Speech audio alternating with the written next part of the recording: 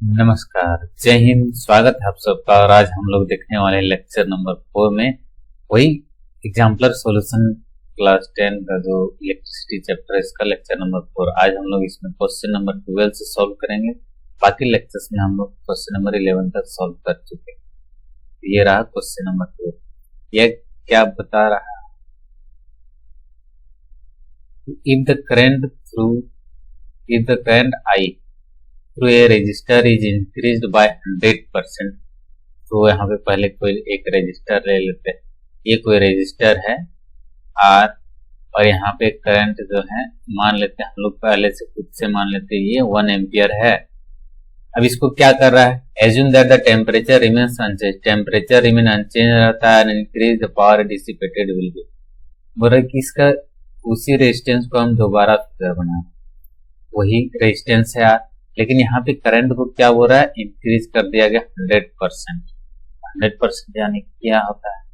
जैसे निकाले 500 का हम लोग का एग्जाम होता है, 500 में मार्क्स का एग्जाम हो रहा है, और बोल रहे हैं कि किसी कोई जो है 100% मार्क्स लेके आया, मतलब कि 500 में से 500 कंप्लीट लेकर के आ गया।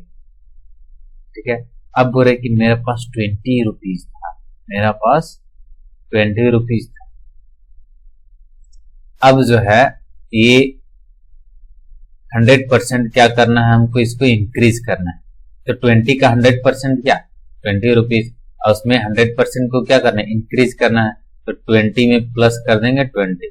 ये 20 था पहले से, और उसका 100% हो गया 20, इसको इंक्रीज कर दिए, तो ये कितना हो गया? 20 40 रुपीज हो गया। तो इसी तरह से यहाँ पे 100% इसका इंक्रीज करना। 100% यानी कि क्या? वो कंप्लीट वैल्यू जिसको बारे में बात कर रहा है। 500 है तो इसका 100% 500, अगर 200 है तो इसका 100% कितना होगा? 200 का 100% 200 हो जाएगा। अगर 50 है तो 50 का 100% 50 होगा। तो चलिए यहाँ पे हम लोग को क्या करना है? 1 का 100% इंक्रीज करना है। तो 1 है यहाँ पे, इफ द करंट 1 मान लिए, इसको करंट कितना है? 1 एम्पियर। 100% इंक्रीज करेंगे तो ये क्या हो जाएगा? 1 + 1 2 एम्पियर हो जाएगा। इंक्रीज करने के बाद करंट हो गया 2 एम्पियर। तो हम लोग को क्या निकालना? Power dissipated. पावर कितना डिसिपेट होगा? तो पावर का फॉर्मूला होता है P = क्या होता है? I² RT।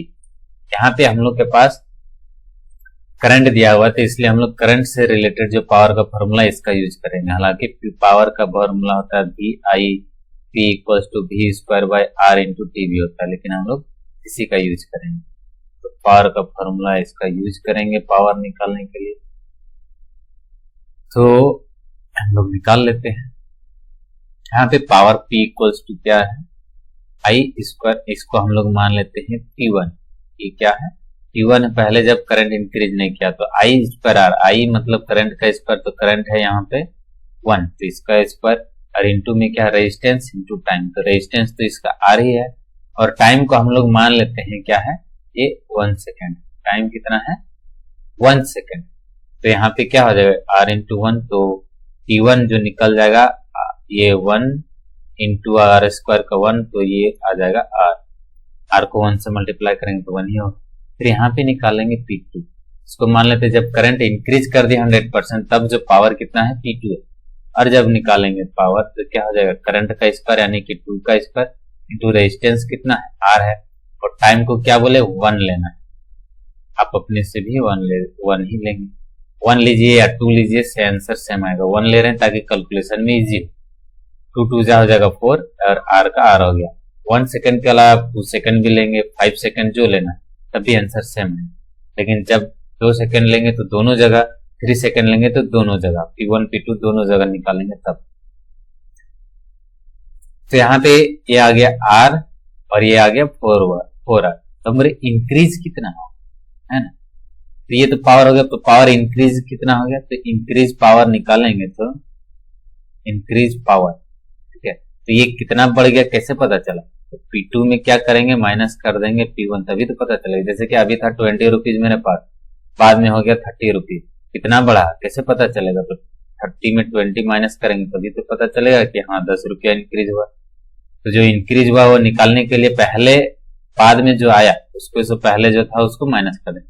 ये 4R हो गया, और P1 का वैल्यू है R, तो 4R - आर कितना हो गया 3R, यानी कि जो पावर जो इंक्रीज हुआ वो कितना हो गया 3R इंक्रीज हुआ। तो हम लोग परसेंटेज में निकालना है। तो जैसे प्रॉफिट एंड लॉस पढ़ते हैं तो हम लोग क्या करते हैं, इसको सीपी को बेस मानते हैं और जो भी प्रॉफिट लॉस निकालना होता है वो सब हम लोग ऊपर लिखते हैं और सीपी हमेशा नीचे रहता है, क्योंकि प्रॉफिट या लॉस जो भी होता है किसमें होता है, कॉस्ट प्राइस पे होता है। तो यहाँ पे जो इंक्रीज हुआ 3R किस पे हुआ, 4R में से इंक्रीज हुआ नहीं, ये तो R में से इनको पहले R था और उसमें से इंक्रीज हुआ 3R तब जाकर के आया 4R। तो इसलिए इसका परसेंटेज जब निकालेंगे तो ये हो जाएगा 3R और ये इंक्रीज किस में से हुआ R में, और इसको परसेंटेज में चेंज करेंगे तो इंटू 100। तो ये आ जाएगा पावर यहां से निकल के RR कैंसिल हो गया और 100 इंटू 3 ये हो गया 300%। तो इसका ऑप्शन जो है सी इज द राइट ऑप्शन। चलिए अब क्वेश्चन नंबर 13 को देखते हैं। क्वेश्चन नंबर 13 क्या हो रहा है, the resistivity does not change. तो रेजिस्टिविटी जो है हम लोग जानते हैं, रेजिस्टिविटी को हम लोग क्या करते हैं, रो से डिपेंड करते हैं और ये रिप्रेजेंट करते हैं, और ये किस पे डिपेंड करता है, टाइप ऑफ मटेरियल पे, type of material of the conductor. Type of material यानी कि जैसे कंडक्टर एल्युमिनियम का है तो एल्युमिनियम का से क्या हो गया, अगर कॉपर हो जाता है तो उसका रेजिस्टिविटी तब क्या हो जाएगा, चेंज हो जाएगा, अगर मटेरियल का टाइप चेंज हो जाएगा, पहले एल्युमिनियम फिर कॉपर। फिर दूसरा डिपेंड करता है ये टेम्परेचर पे, अगर टेम्परेचर चेंज हो जाएगा तब भी क्या होगा, ये रो जो है रेजिस्टिविटी चेंज हो जाएगा, टाइप चेंज होने से और टेम्परेचर भी चेंज होने से। तो क्वेश्चन में क्या पूछ रहा है, विच डज नॉट चेंज, कब चेंज नहीं होगा, the material is change, material change होगा तो चेंज हो जाएगा, तो ये ऑप्शन नहीं होगा। The temperature is change, temperature change होने से भी चेंज हो जाएगा, हम लोग को बताना है जिसमें चेंज नहीं हो। ऑप्शन डी देखे तो both material and temperature are change, material change होगा तब भी चेंज होगा, टेम्परेचर चेंज होगा तब भी चेंज होगा, तो ऑप्शन डी भी नहीं होगा, ऑप्शन सी होगा। The shape of the resistor is change, तो ऑप्शन सी क्या है, राइट आंसर होगा 13 के लिए। शेप चेंज होने से, रजिस्टर का शेप चेंज होने से रेजिस्टेंस चेंज नहीं होगा, रजिस्टर का बल्कि वैल्यू चेंज होगा, रेजिस्टेंस तब जो है चेंज हो जाएगा रेजिस्टिविटी। जैसे कि रजिस्टर का वैल्यू अभी 2 ओम है और बाद में क्या हो जाएगा, इसका शेप अभी ऐसा है इस तरह से, और बाद में बोलेगा नहीं इसका शेप हम लोग ऐसे कर दिए और ये अभी भी 2 ओम का ही है, तो रेजिस्टेंस चेंज ही नहीं हुआ है, तो रेजिस्टिविटी चेंज कैसे होगा। रेजिस्टिविटी का वैल्यू क्या होता है, फॉर्मूला होता है rho equal to R equal to क्या होता है, रो एल बाय ए होता है। तो जब रो निकालेंगे तो क्या होगा, R into A by L, यानी कि रो कब चेंज होगा, जब रेजिस्टेंस चेंज होगा, लेकिन उसका वैल्यू तो 2 ओम का 2 ओम ही है, शेप चेंज होने से थोड़ी चेंज हो जाएगा। इसलिए अब चलिए क्वेश्चन नंबर 14 बनाते हैं। क्वेश्चन नंबर 14 में 3 इनकैंसेंट बल्ब, इनकैंसेंट बल्ब यानी कि रेड बल्ब पहले जलता था, अभी तो एलईडी सबका घर में आ गया है। टेबल एक का रेटिंग है 40 watt, 60 watt and 100 watt respectively connected in parallel. चलिए 3 बल्ब है तो हम लोग तीनों को कनेक्ट कर देते हैं, 1 2 और तीनों बल्ब को हम लोग पैरेलल कनेक्शन कर दिए। ये ऐसे यहाँ पे एक स्विच लगा देते हैं, इसको इस तरह से कनेक्टेड कर देंगे। तो ये हो गया बल्ब ए जो कि 40 वाट का है, बल्ब बी 60 वाट का है और बल्ब सी 100 वाट का है। तो यहाँ पे बता रहा है कि parallel following which are likely to happen regarding the brightness, तो कौन ज्यादा ब्राइटनेस करेगा, कौन कम लाइट करेगा, कौन सा बल्ब, यही बता रहा है। तो यहाँ पे हम लोग जानते हैं कि जो जितना ज्यादा हीट हो, है ना, जो जितना ज्यादा हीट होगा वो कितना ज्यादा करेगा, लाइट होगा, ब्राइटनेस करेगा, ठीक है। जितना ज्यादा हीट होगा वो उतना ज्यादा ब्राइटनेस होगा उसका।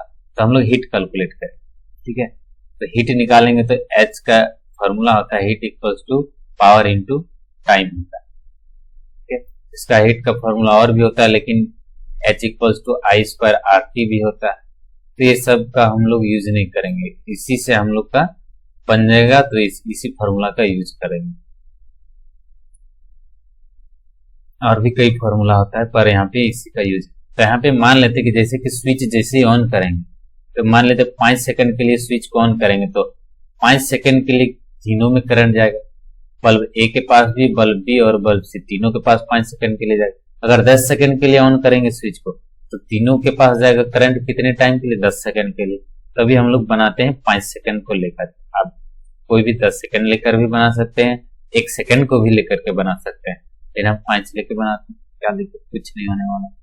तो 1 सेकंड लेके बनाए चाहे 5, 6 महीने। तो हीट निकालो, हीट एट बल्ब ए निकालते हैं, ए का, ठीक है। हीट बल्ब ए के पास निकालेंगे तो क्या होता है, पावर इंटू टाइम। तो ए के पास पावर कितना है 40 और टाइम बोले हम कितना 5 सेकंड ले रहे हैं, तो 40 इंटू 5 कितना हो गया 200 जूल आ गया।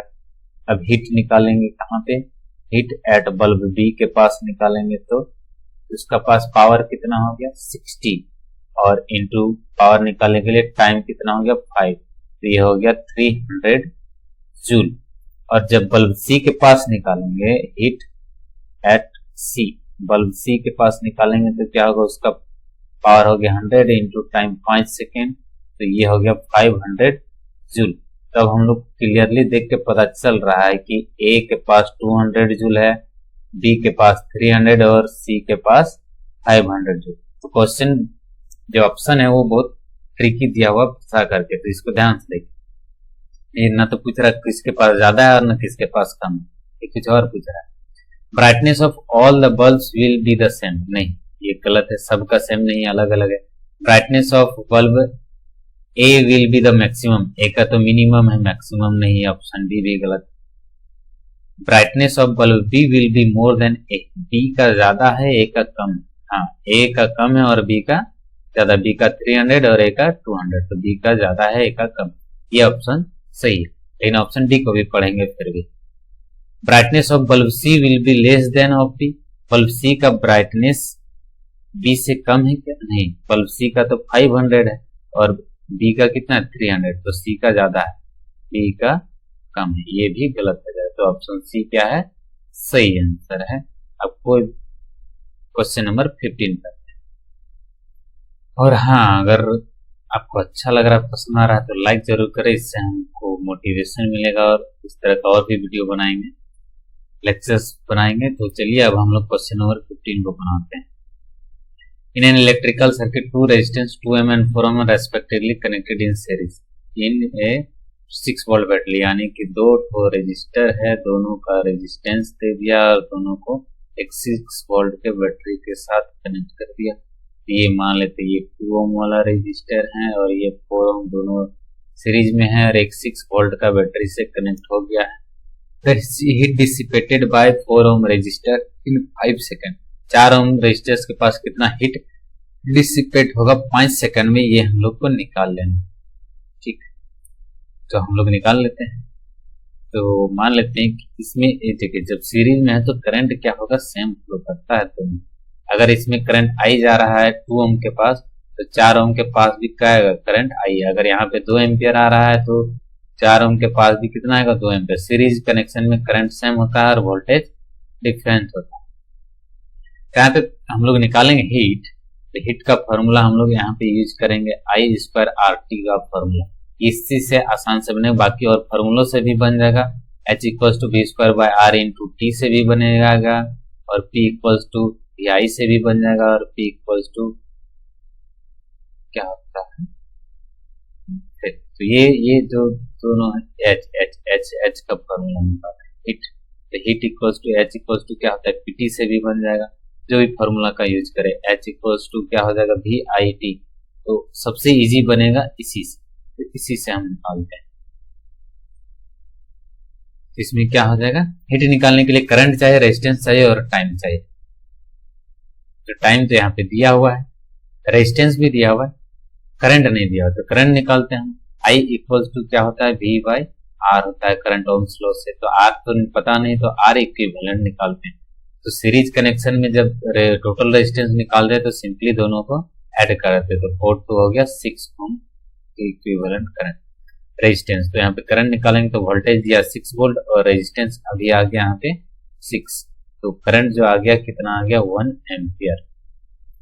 अब यहाँ पे हीट निकालना, किसके पास का हीट निकाल लेंगे, तो हीट एट 4 ओम, 4 ओम के पास रेजिस्टेंस हीट निकालना है, तो एच इक्वल टू क्या हो जाएगा आई स्क्वायर, करंट का स्क्वायर, तो 4 ओम के पास कौन सा करंट आएगा, यही आई का वैल्यू आया 1 एम्पियर, तो यही 1 एम्पियर पहुंचेगा 4 ओम के पास भी।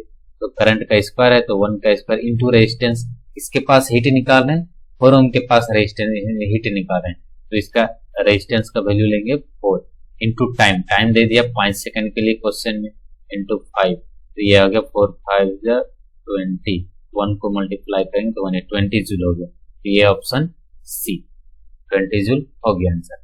लेकिन हम लोग 2 ओम के पास भी निकालेंगे, क्या पता अगर क्वेश्चन में पूछ देता कि 4 ओम के पास 2 ओम से कितना ज्यादा हीट रिलीज होगा या फिर 4 ओम से कितना कम हीट रिलीज होगा, तो इसलिए इसको हम लोग ये भी निकालेंगे, हीट एट 2 ओम रेजिस्टेंस।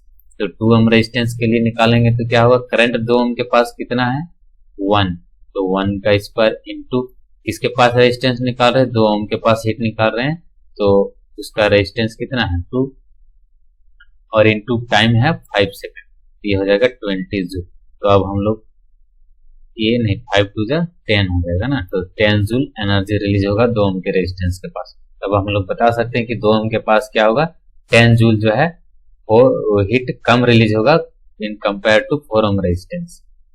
चलिए अब क्वेश्चन नंबर 16 को बताते हैं। तो क्वेश्चन नंबर 16 क्या हो रहा है, 1 kilowatt a electric collect consume 1 kilowatt of electric power, electric kettle, तो पावर दे दिया कितना 1 किलोवाट यानी कि 1000 वाट दे दिया, किलो मतलब होता है 1000।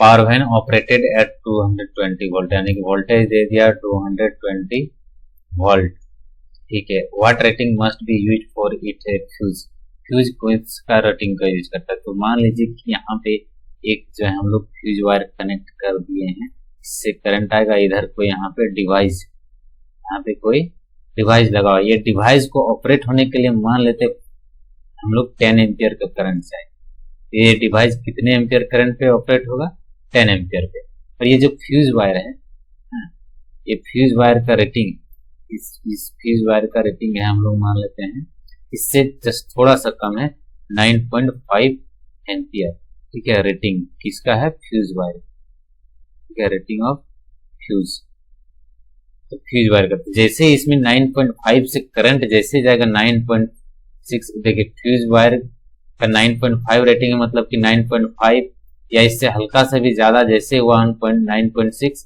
ये फ्यूज वायर क्या हो जाएगा मेल्ट हो जाएगा और सर्किट को ब्रेक कर देगा, मतलब कि 9.5 के बाद तब तक ये ऑपरेट डिवाइस ऑपरेट होगा नहीं, और ही नहीं, डिवाइस को ऑन होने के लिए कितना करंट चाहिए 10 एम्पियर, लेकिन यहाँ तो 9.5 में सर्किट क्या हो गया ब्रेक हो गया और करंट तो और आएगा नहीं, तो ये डिवाइस चालू नहीं होगा। अब मान लेते हैं इससे थोड़ा ज्यादा रेटिंग है, ठीक है। अब ये फ्यूज वायर का रेटिंग क्या है मान लेते हैं हम लोग 11 एम्पियर है, इससे हल्का सा ज्यादा, ठीक है 11 एम्पियर। तब क्या होगा 11 एम्पियर 10 एम्पियर आएगा तब क्या होगा ये करंट को पास करेगा और ये फ्यूज वायर डिस्कनेक्ट नहीं होगा क्योंकि इसका रेटिंग 11 एम्पियर है और ये डिवाइस जो है काम करना लगेगा चालू करेगा। लेकिन जैसे करंट बढ़ जाएगा 11 एम्पियर, ये क्या होगा या फिर क्या हो जाएगा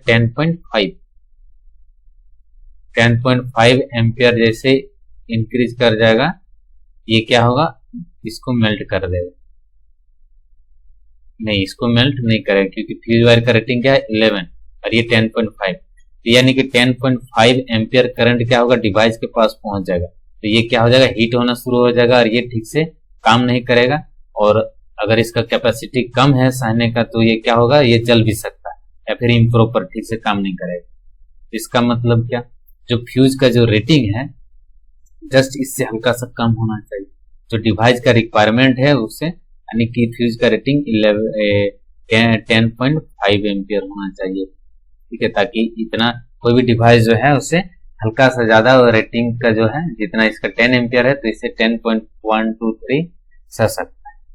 तो यानी कि रेटिंग जो है फ्यूज का डिवाइस से हल्का सा ज्यादा होना चाहिए, बिल्कुल हल्का सा ज्यादा, ना तो ज्यादा कम होना चाहिए और नहीं बहुत ज्यादा ही होना चाहिए।